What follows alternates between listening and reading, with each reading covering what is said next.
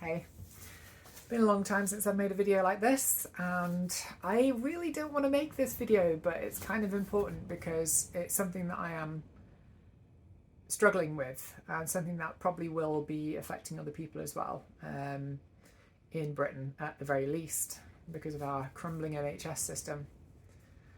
So, as most of you will know, I completed my transition back in 2013. I went through 7 years of medical trauma, being asked questions, being poked and prodded, being tested for this, that and the other to make sure that I was physically and mentally capable of determining my own future, and the fact that I am a woman and that I would have or should have the right to be self-determining in that way and actually live my life in that way and have the surgery required to fulfill that particular requirement to get my documents updated, etc. So, yeah, that was over a decade ago. 2013, I had my surgery, I had my second surgery of revision, I had further surgeries to make sure that I stopped bleeding. I then had a nose job and a boob job to make myself feel a little bit better about myself in terms of my appearance. And I called it quits at that point and started focusing on my life, on my career, on building myself up as a person who could survive within this society, and not just survive but thrive. And I've been doing that. I have been very happy since I was permitted the right to call myself a woman and to have that on my passport and to have that on my driving license and to be treated as such and just live my life normally.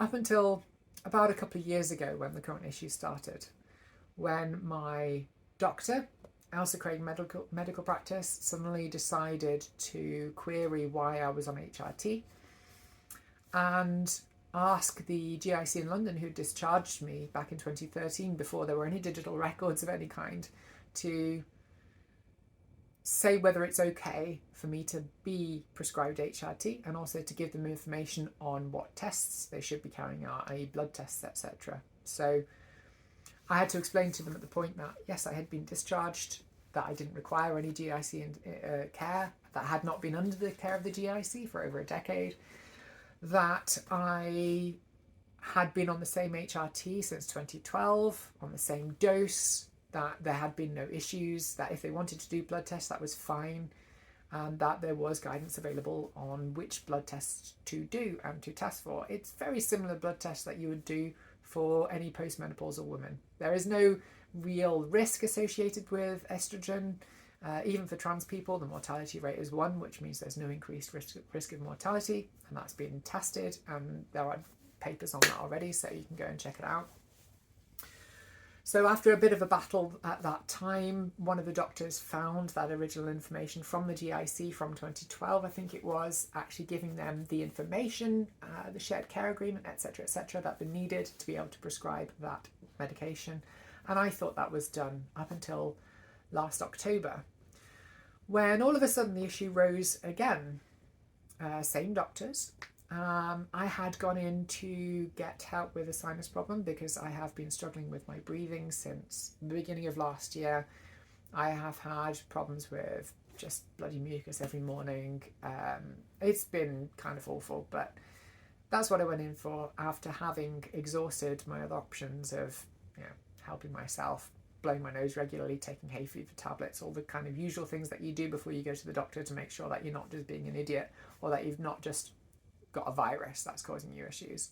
So I decided it was probably something bacterial, probably needed some steroid nasal injection or something like that, nasal spray, to sort it out. So I went in for that, and at the same time I asked if I could have my prescription for estrogen fulfilled, because in England what you can do is you can go in and get your repeat prescription, and I'd realised I was running out soon, so I went in and I asked for that, and my prescription didn't come through.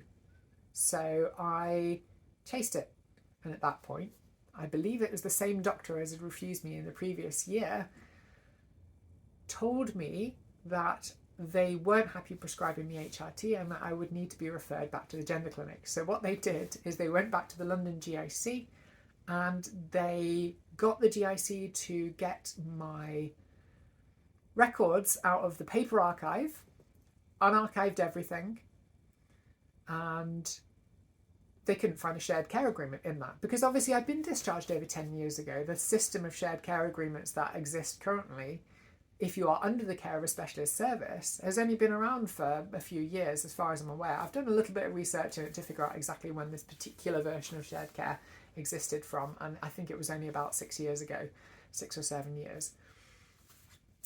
So they felt that they couldn't prescribe me anymore. So I said to them, look, this isn't a case of me having gender dysphoria. I have not got gender dysphoria. I haven't had gender dysphoria for many years, in over a decade, in fact, because my surgery was the end of my dysphoria. It was the point at which I was able to start my life.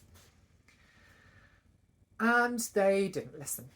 So I ended up in a bit of a locked battle with them, just trying to very politely tell them all the information that they needed to know to be able to carry on prescribing me the HRT, which I require because my body needs it, because my body doesn't produce enough estrogen.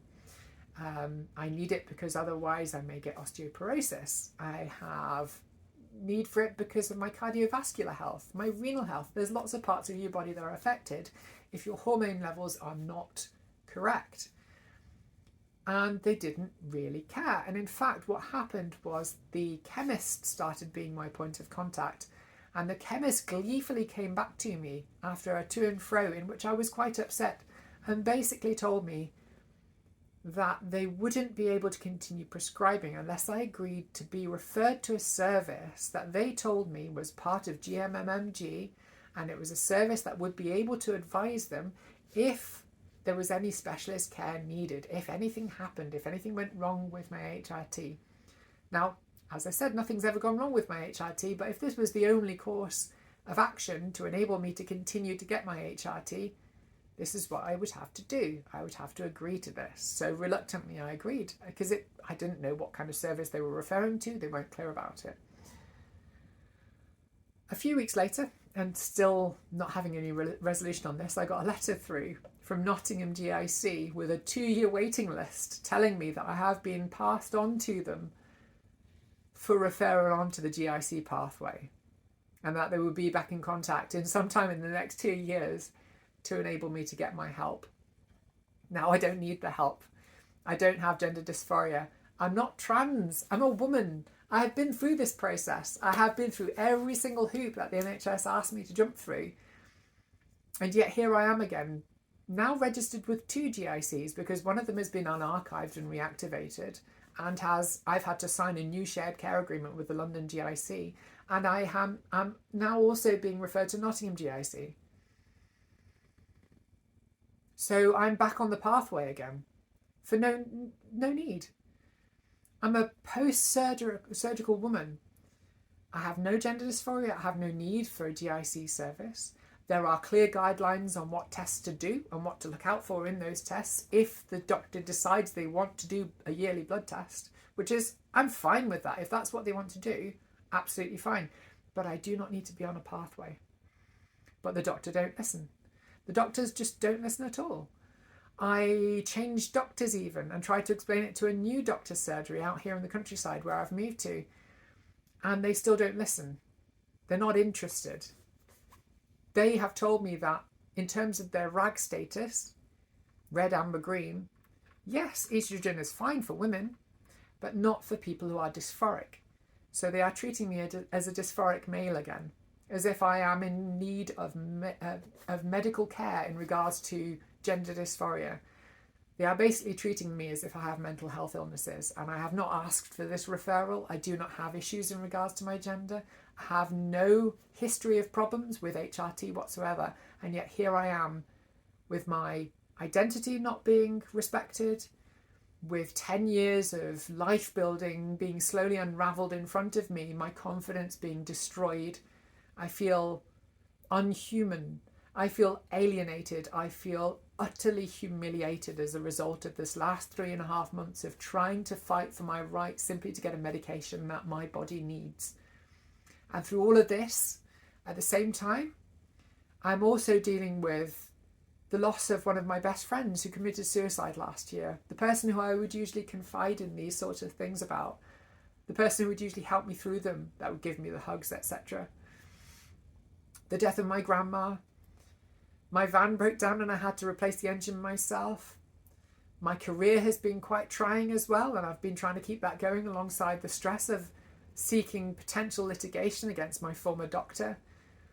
I am seeking legal advice from lawyers. I'm having to go through a process of getting the communications from the doctor via the ICO so that I can actually understand how many more lies have been told, because the GIC in London sent me communications from my doctor showing that they purposefully lied for the GIC to get involved.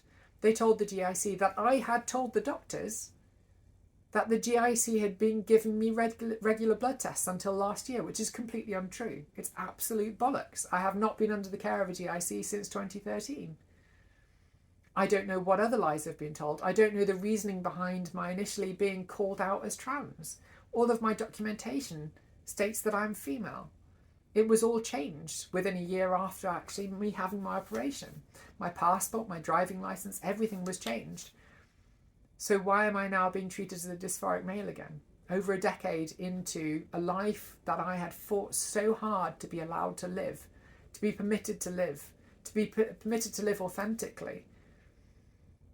Why is now everything being undone simply because one doctor wasn't prepared to sign my prescription for an HRT? It's just ridiculous.